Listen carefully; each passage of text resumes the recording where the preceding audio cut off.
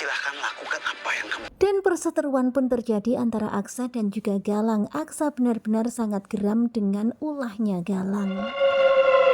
Kemudian Galang pun mengingatkan kepada Aksa kalau Aksa harus bekerja sebagai kuli di tempatnya. Dan Galang akan menghancurkannya. Bener-bener ya Galang ini sombong banget. Malah dia pula ngatain Aksanya sombong. Tetapi Aksa dengan tegas mengatakan kalau dia nggak akan hancur. Bahkan Galang pun malah semakin mengancam Aksa. Tentu saja semua yang mendengar pun jadi enak. Bahkan di sini Galang mengatakan kalau dia akan membuat Aksa dengan terpaksa datang di hadapannya memohon-mohon kepadanya. Galang akan membuat Aksa meminta belas kasihan di hadapannya. Bener-bener ya Galang ini sombong amat. Kemudian terlihat Bastian yang begitu sangat kaget mengetahui ternyata Aksa bekerja bersama dengan Galang.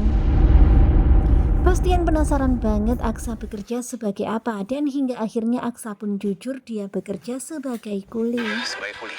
Dan betapa kagetnya Bastian mendengar Aksa bekerja sebagai kuli. Benar-benar Aksa nggak punya harga diri.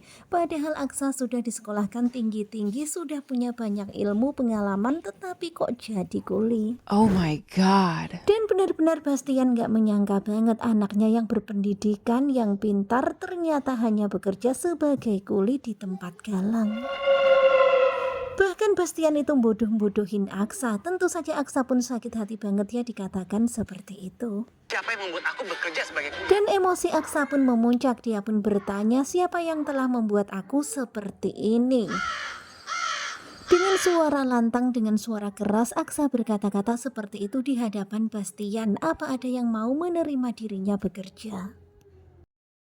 Aksa sudah melamar bekerja kemana-mana, tetapi tak satu pun perusahaan yang menerimanya. Papa boikot semuanya. Dan semuanya itu adalah gara-gara Bastian. Ya, ternyata Bastian itu telah memboikot Aksa dari seluruh perusahaan.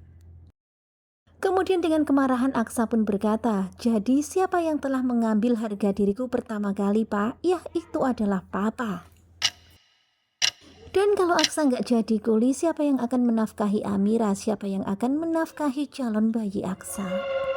Dan benar-benar ya kata-kata Aksa ini tajam dan pedas ke Bastian. Dapat uang dari mana? Dan begitulah ya pokoknya Aksa benar-benar sangat emosional gara-gara Bastian nyinggung-nyinggung perihal itu.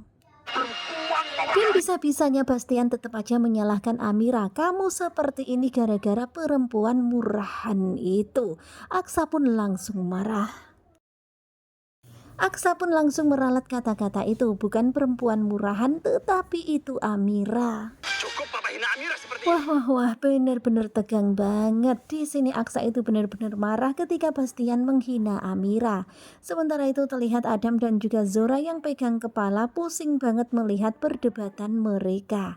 Nah, tentunya kalian pasti makin penasaran kan dengan kelanjutan ketika cinta memanggilmu.